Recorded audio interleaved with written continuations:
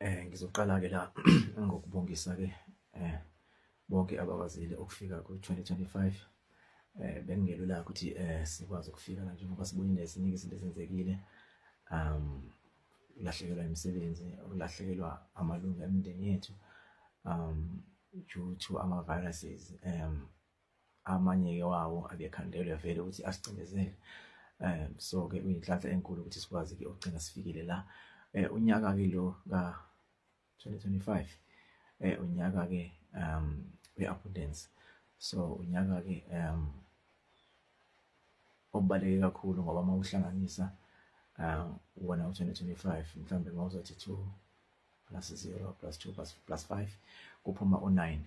U-9-ke inamba enkulu kakhulu, inamba enamandla ngendlela emangalisayo njengoba sazi ukuthi-ke kusuka ku-1 kuze kufika ku-9. Inamba 9-ke inamba egcinayo ey'nambeni ezihamba ngazinye.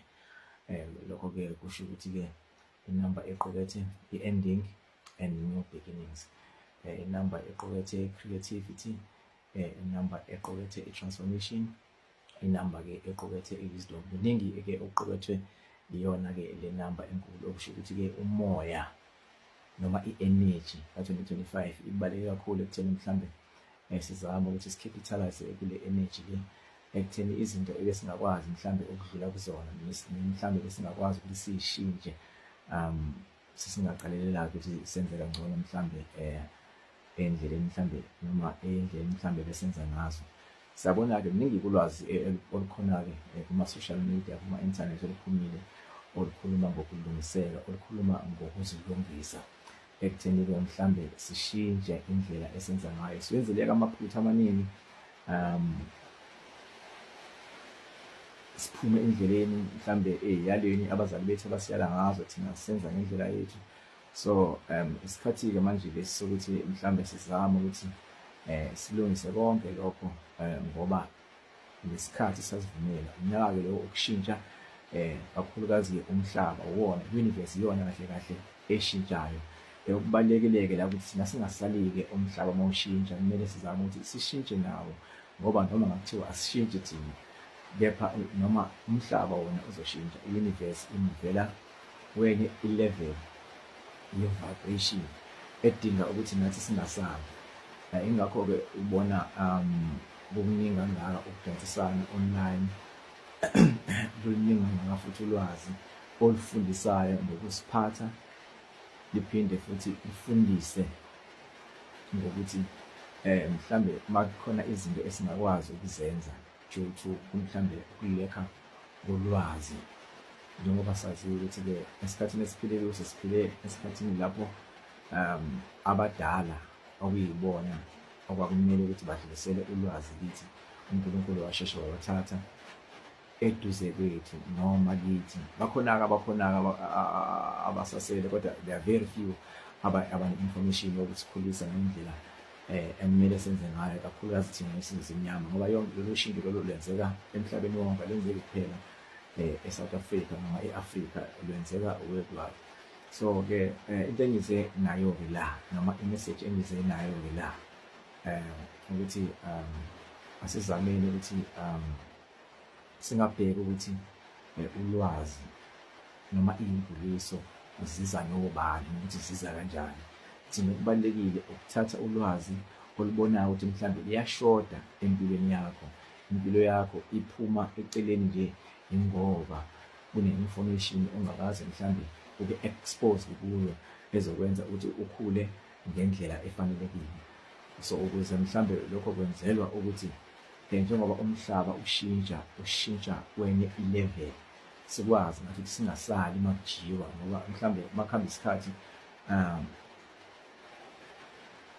mhlambe usuyisola ngokuthi awu hayi lapha bilapha mina ngisalila, noma mhlambe kuba khona umuntu okubuza ukuthi awundoda noma sisi noma bhuti wala abanye belapha, kuza kanjani ukuthi usale mhlambe wena bese uthi angibonanga noma ngizwanga noma unolwazi noma alufikanga ulwazi mina, ngoba lokho obowazi ngalo deep down ukuthi akusiyo iqiniso lelo.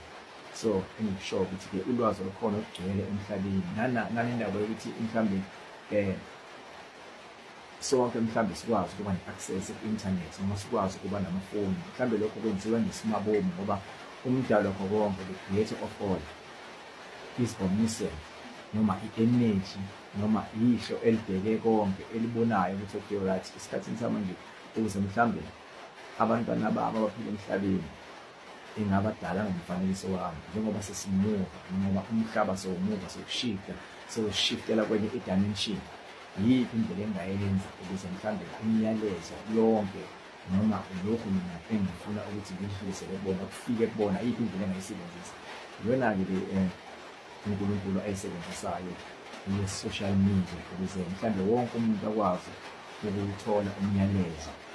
Lokho kwenzelwa ukuthi kungabi khona umuntu oyoza ngama-excuses ukuthi hayi mina khona engazwanga mina fikanga mhlambe 1 2 3 yama-messages noma yemiyalezo, kungabi khona abantu abayosebenzayo. So kubalulekile bantwana-ke abantu bakithi ukuthi mhlambe sibhekisise nangokwe-spirituality, singabheki kuphela physical ukuthi kwenzakalani emhlabeni, nanokuthi mhlambe kukhona-ke mhlambe laba abaletha imiyalezo abayiletha ngendlela mhlambe ethanda ukuba rafunyana kancane. Asingabe sakubheka-ke thina lokho, funa sithathe lokhu esikubonayo ukuthi kuyasisebenzela, sikufake ey'bhameni zethu and siku-aplaye ey'mpilweni zethu ukuze mhlambe senze kangcono, ukuze nalaba mhlambe abeza ngemuva bakwazi ukuqondiseka, beqondiswa ithina esesiyiphambili ngoba thina vele khona la sishayise khona, kodwa-ke sekhona ithuba noma this is a chance ukuthi singakwazi ukushintsha. Noma ukuthi mhlambe kunezinto owawukade ufisile ukuzenza